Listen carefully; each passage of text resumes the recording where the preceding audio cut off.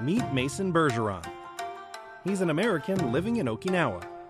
This is truly a man living out his dream. But he's better known to his students as Mason Sensei, a Uechi Ryu 6th degree black belt. I've really learned that karate is so much more than kicking, punching, blocking. It's actually about dealing with life challenges as they approach you. As a young man, Mason faced one such challenge when he made the choice to make karate a way of life, and it led to a life-defining resolution. I decided I'm going to do whatever it takes to go to Okinawa. The singular goal of studying karate in Okinawa led him to yet another major commitment. And that ended up being joining the military, leaving my family, my friends, my job. Not knowing what I was getting into, I just knew this might be a potential way to get to Okinawa. So I left everything in the hopes that it would work out and I would eventually make my way here.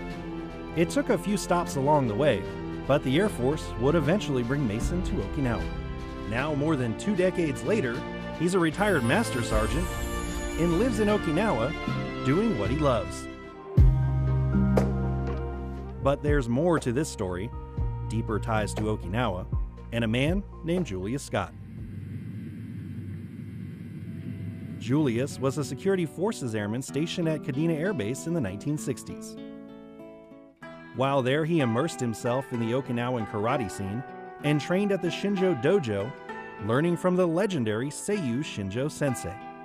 After his time in Okinawa and the Air Force, Julius returned home to Duluth, Minnesota, and became a sensei, sharing what he learned in Okinawa with local children, including one 10-year-old named Mason. I was one of his youngest students to ever earn a Shodan, black belt, from him in 1995. He became my childhood hero at a very young age, and he would tell us about his stories living in Okinawa, and he just really inspired me, and I was very much motivated by his lessons, and karate became my passion at a very young age. And I think it's kind of rare for people to find their life passion at such a young age and stick with it their entire life. Through Julius, Mason was also introduced to military culture. His classes were always very PT heavy. So a lot of the karate training that we go to in different dojos, you go there and you do a warm-up, and then you train in karate for 2 hours, then maybe a cool down. But his classes were always a mixture of knuckle push-ups and fingertip push-ups and crunches and flutter kicks and all different kinds of PT type exercise. Tragically, Sensei Scott passed away in 2001, but his blend of karate and military training continue through Sensei Mason. So now today when I'm teaching karate, I also include that once in a while, and I get funny looks from the students. Why are we doing so many push-ups? And that's how I learned from my security forces sensei. Recently, Mason took on a new student with a familiar name. I received an email from a young man named Desmond Scott. Desmond is the grandson of Julius Scott. Upon reading the email from him, he was expressing to me that he had gone through his grandfather's things in his basement and found all of this karate-related material to be really interesting, and he became very fascinated with it and wanted to find out more. I spent about a month and a half to 2 months just digging through information and found a bunch of pictures and videos and just paperwork, and at that point I was completely invested. And as he was going through all of this, that led him to my name, which is why he contacted me. After about a year of correspondence, he invited me out to train, and eventually I made my way over here. Over the next 2 months, Desmond trained almost daily.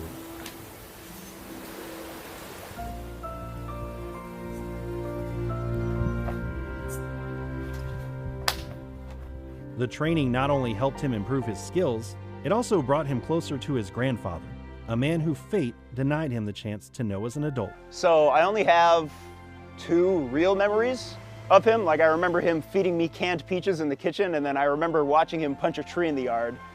And obviously I know what that was now. Now Desmond has the chance to see exactly what that's about, firsthand, where it all started.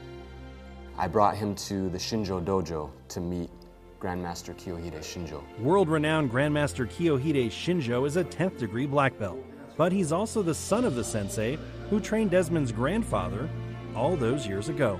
I was very, very excited when I was finally able to go to the Shinjo dojo, because that's the same place that my grandfather had been training when he was in Okinawa. When Mr. Mason told me that Julia Scott's grandson, Desmond Scott, liked to spend 3 months in Okinawa to learn karate, I knew he had his grandfather's blood in his veins and met him for the first time. For me, it's really hard to describe the feelings that I had because I was witnessing the current generation of the Scott family, my first karate teacher, meeting the current generation of the Shinjo family, Mr. Scott's teacher. So it was like witnessing 2 different bloodlines, 2 different generations meet each other. And both of those bloodlines were a part of my history.